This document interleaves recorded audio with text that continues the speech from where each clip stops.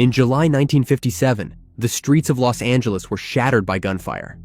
Through modern fingerprint and DNA technology, and the perseverance of generations of investigators, the perpetrator was finally unmasked and brought to justice. Richard Phillips was born in 1928 in Los Angeles, California. By the age of 28, he had already built a life grounded in discipline and service. Before stepping into the world of law enforcement, Richard proudly served in the U.S. Navy. After his military service, he settled down, got married, and became a devoted family man, deeply attached to his wife and children.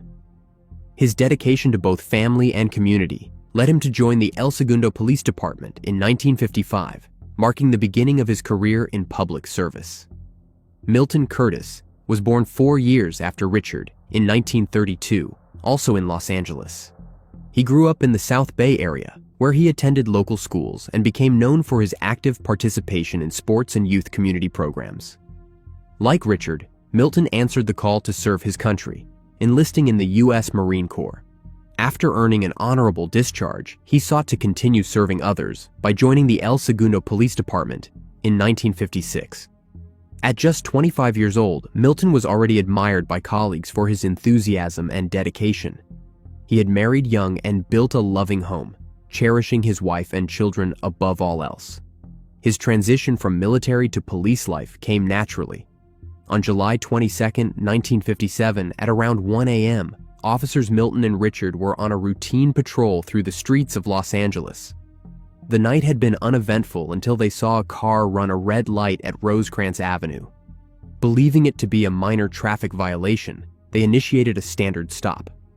Officer Milton approached the driver's side of the vehicle to make contact, while Officer Richard remained near the patrol car, radioing the vehicle's license plate number to the dispatcher. What seemed like a routine call suddenly turned grave when the dispatcher reported back that the car had been reported stolen and was possibly linked to an earlier robbery and assault. As the officers waited for confirmation, the situation took a fatal turn. Without warning, the suspect jumped from the vehicle, armed with a revolver. Before either officer could react, he opened fire at close range. The night erupted in gunfire and chaos. Officer Milton was struck 3 times and fell near the front of the patrol car. Officer Richard, though critically wounded, managed to return fire and struck the suspect in the shoulder or back before collapsing near the rear of the car. Moments later, silence filled the street. When dispatch attempted to reach the patrol unit again, there was no response. Within minutes, a nearby patrol unit was dispatched to check on the officer's location. When the backup officers arrived, they found a chilling scene. The El Segundo patrol car remained parked along the roadside, its engine still running, headlights cutting through the dark, and the red spotlight fixed on the stopped vehicle. In front of it sat the stolen car, its driver's door flung open. The officers immediately realized something was terribly wrong. Officer Milton was discovered lying on the pavement near the front of the patrol car. He had been shot 3 times. 1 bullet wound to the chest proved fatal. Officer Richard was found a few feet away, near the rear of the car, also shot 3 times. His service revolver had been fired once, showing that he had tried to defend himself and his partner despite his mortal injuries. Blood marks and signs of movement indicated that Richard had attempted to reach the radio or take cover after being hit, demonstrating his determination to fight until the very end. Paramedics and additional officers arrived quickly, but their efforts were in vain. Both officers were pronounced deceased at the scene. Grief and shock spread rapidly through the department as the area was cordoned off. Law enforcement agencies from neighboring cities, including El Segundo, Manhattan Beach, and the Los Angeles Sheriff's Department, joined in an extensive manhunt. Patrol cars scoured nearby neighborhoods, while helicopters searched from above, but the perpetrator had vanished without a trace. As the investigation unfolded, spent .38 caliber shell casings were recovered at the scene. The stolen Ford car contained partial fingerprints on the steering wheel and door handle, offering only limited clues. Both officers' revolvers were recovered, each showing signs of being fired. Despite the large-scale search, there was no sign of the suspect. With little physical evidence and no immediate leads, the investigation eventually stalled. Despite reward offers and years of determined police work, the case went cold. In September 2002, a false lead unexpectedly breathed new life into a case that had been cold for nearly half a century. The investigators revisited the evidence from the 1957 case, carefully reviewing every piece of information that had once led to ends. During this renewed examination, they decided to rerun the fingerprints recovered from the stolen car through the FBI's National Fingerprint Database, a resource that had not existed at the time of the original investigation. To their surprise, the results revealed a match. The prints belonged to Gerald F. Mason, a man who had been arrested for burglary in South Carolina back in 1956, just a year before the crimes. This discovery changed everything. The detectives began tracking Mason's whereabouts and soon located him living quietly in Columbia, South Carolina. On a January morning in 2003, the federal and local authorities moved in and arrested the 70-year-old man at his home without incident. His neighbors were stunned. The elderly man they knew as friendly and soft-spoken was accused of ending the lives of two police officers nearly 50 years earlier. Further investigation confirmed that the evidence left behind in 1957 pointed directly to Mason. Handwriting experts analyzed samples from his past and found they matched entries in a YMCA guest registry from California, where Mason had once signed in using a false name. DNA evidence also tied him to the crime, using samples taken from him after his arrest. In March 2003, Mason appeared in a Los Angeles County courtroom to face the charges. There, he pleaded guilty to both slayings, accepting responsibility after decades of silence. In Hawthorne, California, Mason came upon 4 teenagers at a local lover's lane. Drawing his revolver, Mason forced the 2 couples to strip down to their underwear and bound and blindfolded them. He then indecently assaulted one of the girls. Leaving the teens alive as they were, Mason then drove off in their 1949 Ford sedan, ran a red light, and was pulled over by officers Richard and Milton. Mason later recalled, "I thought, if I do not get them, they are gonna get me. So when the officer turned away from me, I shot both officers, got back in the car, and drove away." When asked why he had indecently assaulted a 15-year-old girl, Mason responded that he no longer remembered. For the next 46 years, Mason was a law-abiding citizen. He owned 7 service stations, married, and raised a family. He was later described by friends and neighbors as friendly and helpful. During sentencing, Mason broke down and offered a tearful apology to the families of the officers, acknowledging the pain and loss he had caused. He said, "It is impossible to express to so many people how sorry I am. I do not understand why I did this. It does not fit in my life. It is not the person I know. I detest these crimes." One El Segundo detective commented, "He was remorseful, but I think he was more sad and more sorry for having been caught." The court sentenced him to 2 consecutive life terms in prison, ensuring he would spend the rest of his life behind bars. For the families of the victims, the moment was bittersweet. Justice had finally been served, but it had come after almost 50 years of unanswered questions and grief. The officers' loved ones, along with members of the law enforcement community, attended the proceedings, honoring the memory of 2 men who had lost their lives in the line of duty. The closure brought some peace, but the weight of the tragedy remained deeply felt. The widow of Milton commented, "I am not his victim anymore.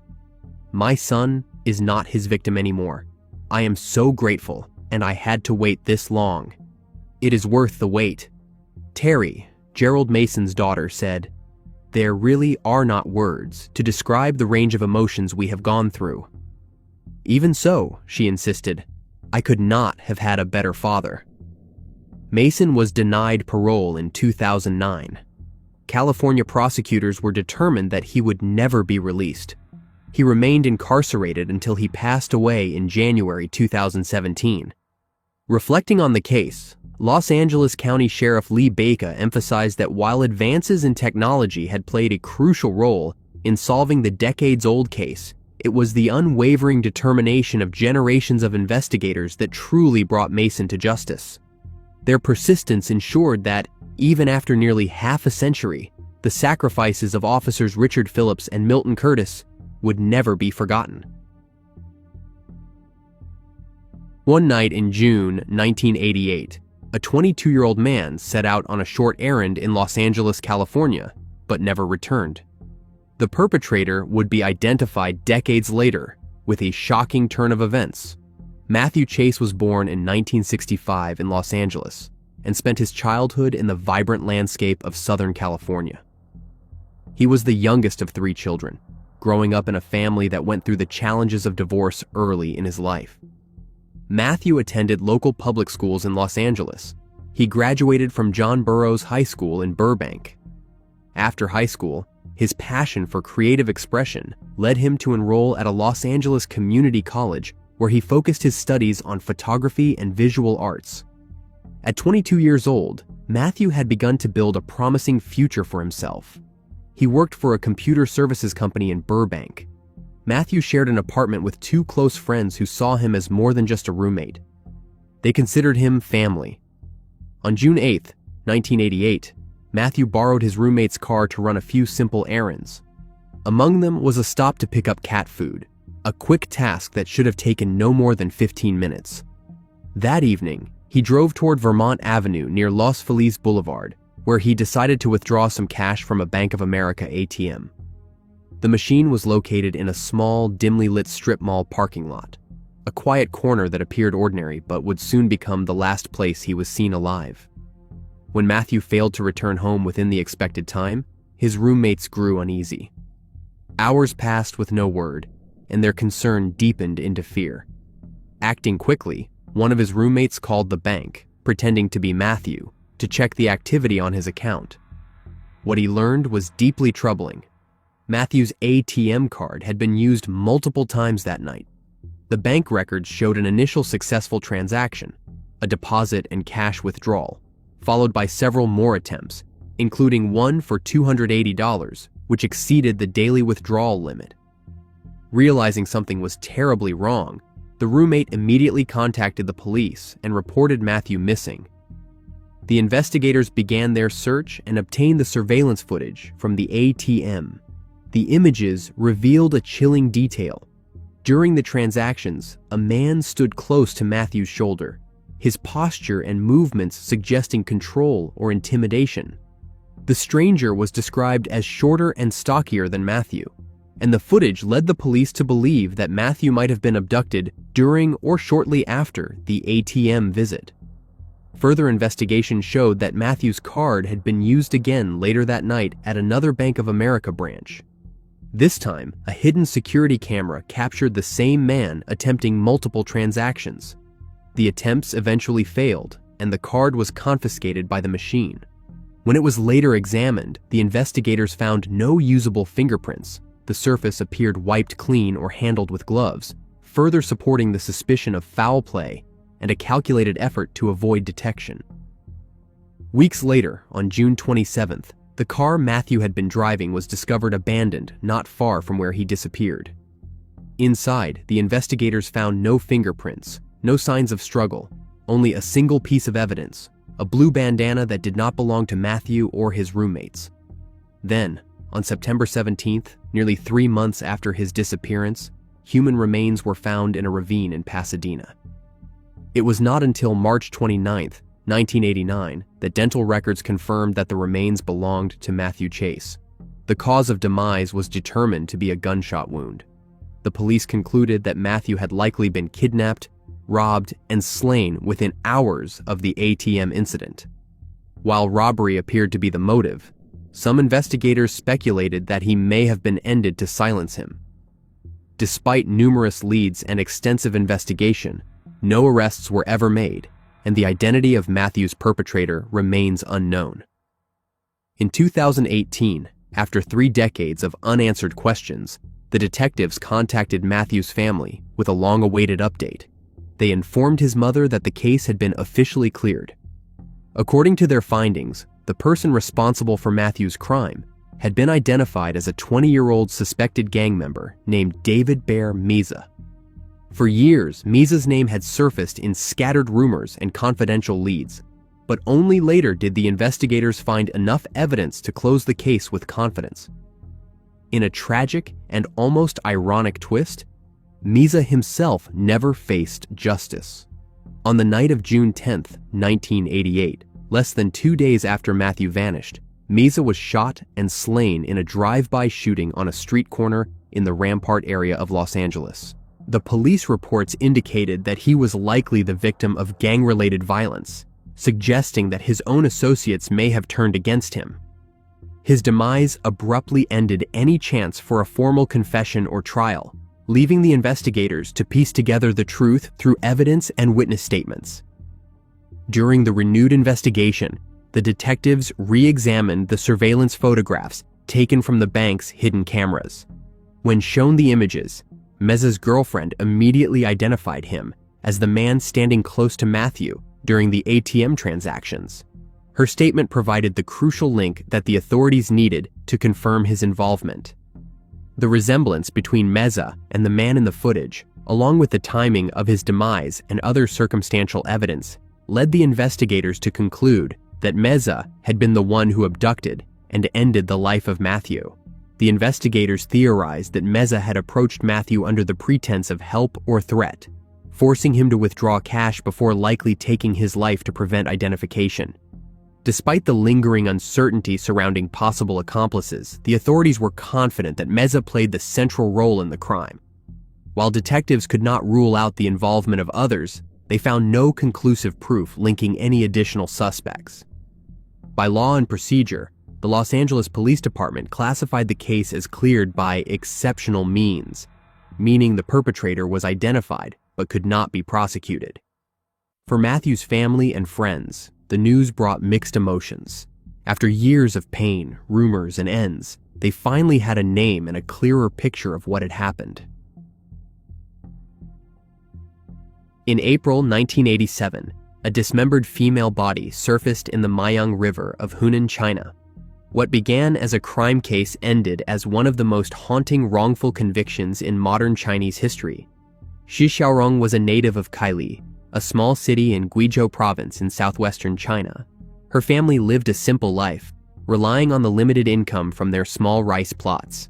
Coming from a farming household of modest means, she grew up in an environment where every family member's contribution mattered. She had several siblings, and together they shared the responsibilities of daily labor, tending to the crops and livestock that sustained them. From a young age, she attended the local village primary school, but her education was cut short. Like many rural girls of that era, she had to leave school early to assist her family with household chores and fieldwork. By the mid-1980s, Xi's determination to change her circumstances grew stronger. She made the life-altering decision to leave home. She traveled outward in search of work, hoping to secure a position in a factory or the service sector in neighboring provinces. But as she stepped into this new chapter, she had no way of knowing what awaited her. Her family began to worry when months passed without any word from her.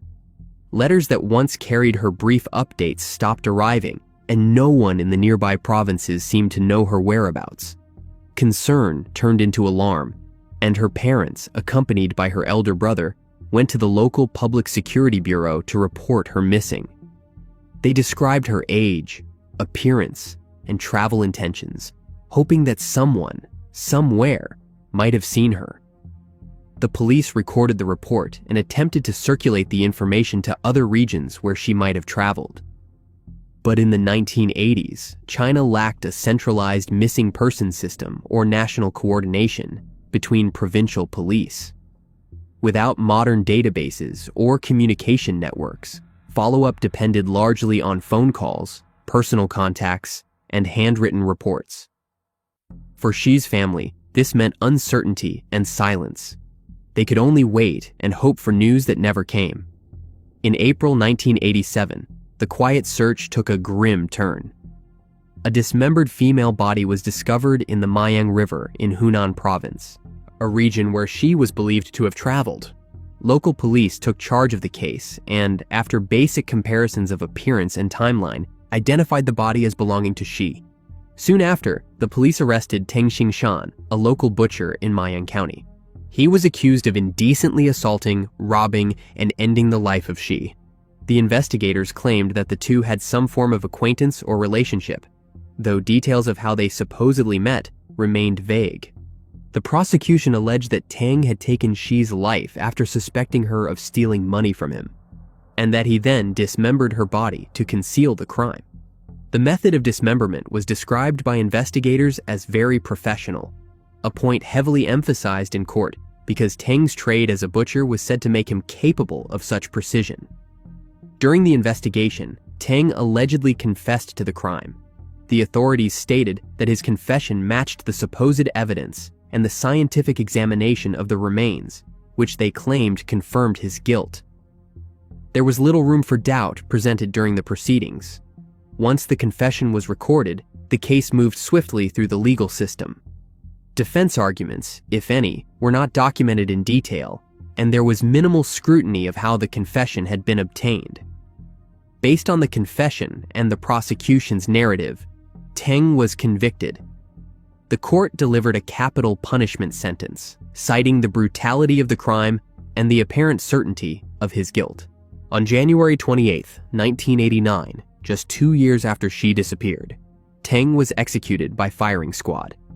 In a shocking turn of events nearly 2 decades later, Shi reappeared in 2005, alive and well. Her sudden return shattered what had long been accepted as fact, that she had been deceased since 1987.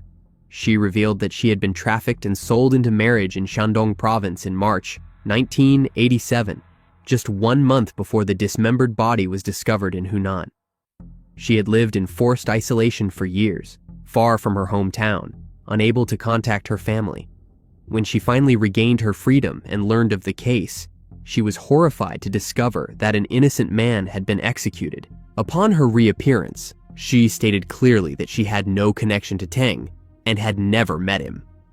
She expressed deep distress over what had been done in her name and urged the authorities to correct the miscarriage of justice. Her case quickly drew public attention, as the revelation contradicted every piece of evidence that had once been used to convict Tang.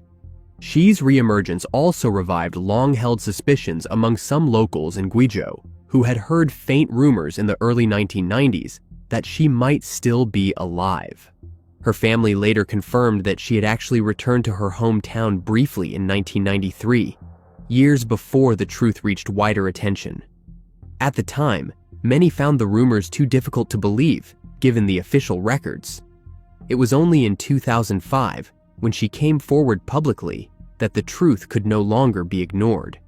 The revelation of Shi's survival prompted Tang's children to take legal action. They filed a lawsuit at the Hunan Higher People's Court, demanding a formal declaration of their father's innocence. For them, the discovery was bittersweet. While their father's name could finally be cleared, it could not undo the years of stigma and loss they had endured after his execution. The investigators and courts were forced to confront the devastating reality that an innocent man had been executed based on coerced confession and flawed identification. The case was revisited with growing public and legal pressure, as it became clear that rectifying the wrongful conviction was both a legal and moral necessity. In 2005, the Hunan Higher People's Court officially overturned Tang's conviction, declaring him innocent posthumously. His exoneration came 16 years after his execution.